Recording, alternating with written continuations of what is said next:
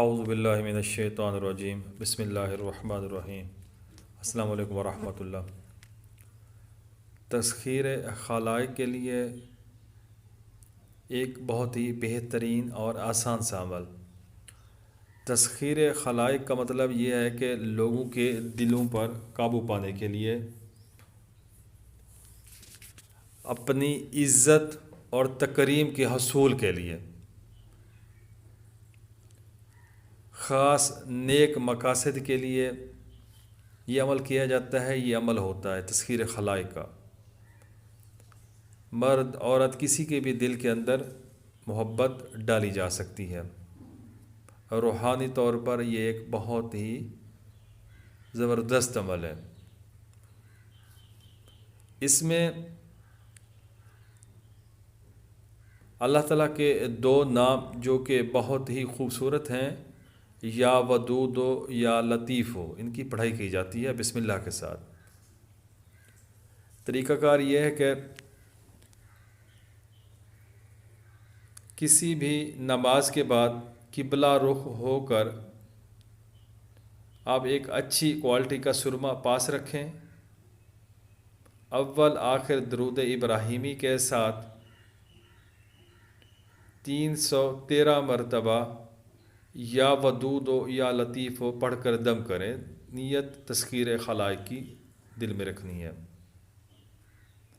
جب آپ یہ سرما تیار کر رہے ہوں اس وقت آپ نے لازمی طور پر خوشبو کا استعمال کرنا ہے۔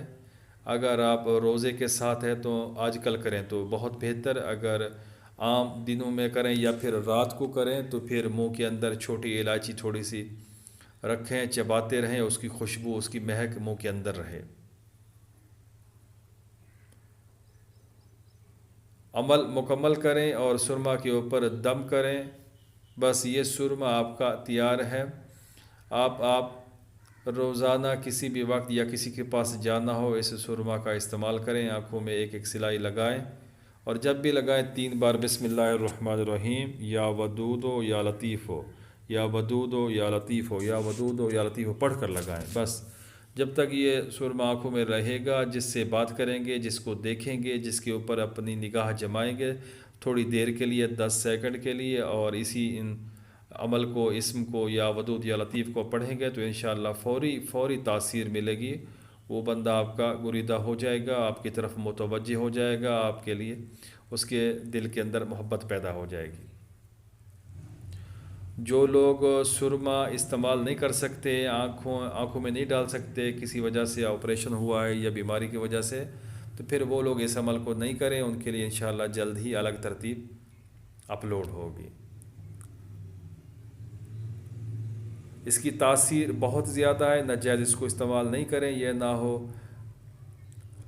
غیر شرعی طور پر غیر محرم کو دیکھیں، اٹریکٹ کرنے کی کوشش کریں، کیونکہ اس سے رزلٹ تو ملے گا، وہ آپ کی طرف متوجہ بھی ہوگا، وہ مرد ہو عورت ہو کوئی بھی ہو، لیکن آپ نے اگر اس کو غلط استعمال کیا تو پھر یہ گناہ ہے، میرے لیے بھی آپ کے لیے بھی۔